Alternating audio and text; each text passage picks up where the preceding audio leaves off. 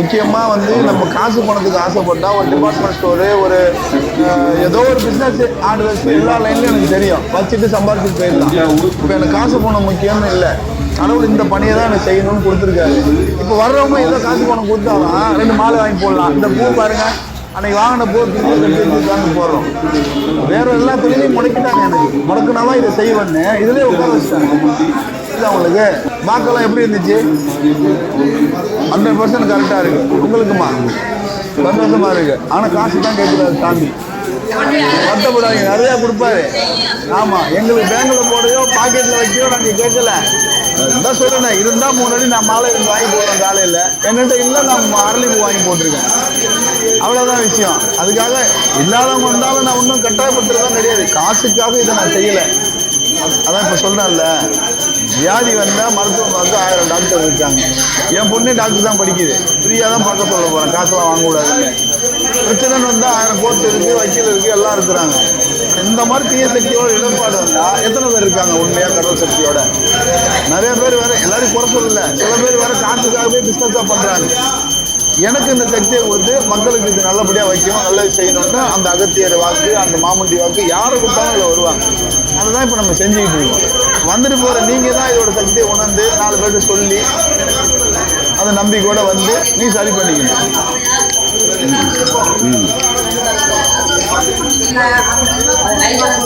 அதை கொண்டு வாங்க.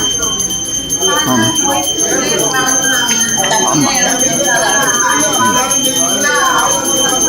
கட் பண்ணிக்கப்பா.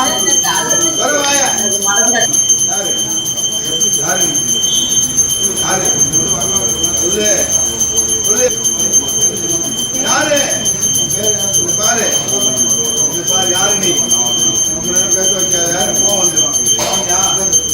சாமியா நீ, சாமியா நீ, சாமியா நீ சிரிக்கப்பட்டு அதெல்லாம் என்னால பண்ணேன். அவ்வளோதான் ஒரு தகவல் பண்ணுவேன். யாரு வச்சுக்க பேச வைக்கணும். அதெல்லாம் கேட்கலாம். யாரு அதுக்கு நல்லா இருக்கு. அதுக்கு உனக்கு வரைக்கும் அது சாமி தான் வரணும் தெரியுமா? என்ன சாமி பேசட்டும்? சாமி வரும் பேசாதுன்னா பேசாத சாமி தான் சாமி. நீ சொல்ல